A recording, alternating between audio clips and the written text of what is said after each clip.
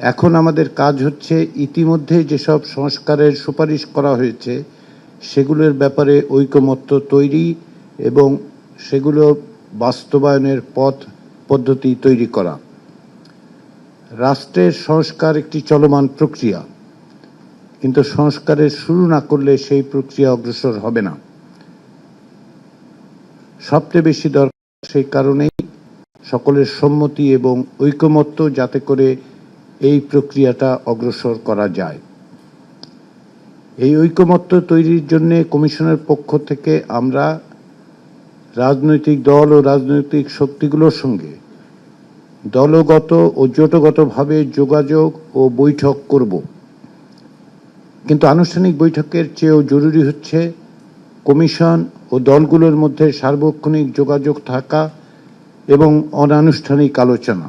বিভিন্ন সময়ে সকলের সঙ্গে আমরা এই একই আকারে আবারও মিলিত হব।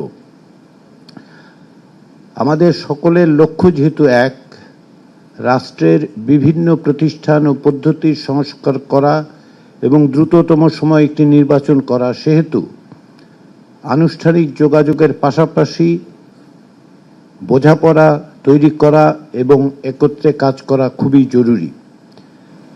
আমরা নিশ্চিত যে আপনাদের কাছ থেকে আমরা সেই সহযোগিতা পাব, কেননা আমাদের কাজ হচ্ছে আপনাদেরকে সহযোগিতা করা।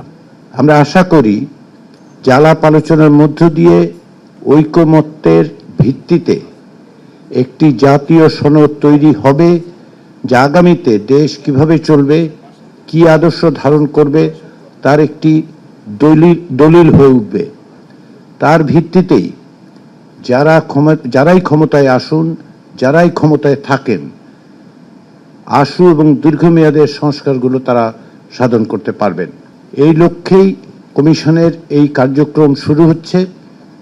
আমি আবারও বলি যে আমাদের পক্ষ থেকে আমাদের কাজ হচ্ছে আপনাদের সহযোগিতা করা, সকলের সাথে আলাপ আলোচনার মাধ্যমে একটি জাতীয় সনদ তৈরি করার প্রচেষ্টা অব্যাহত রাখা এবং যত দ্রুততম সময়ে সম্ভব একটি নির্বাচনের দিকে অগ্রসর হওয়া।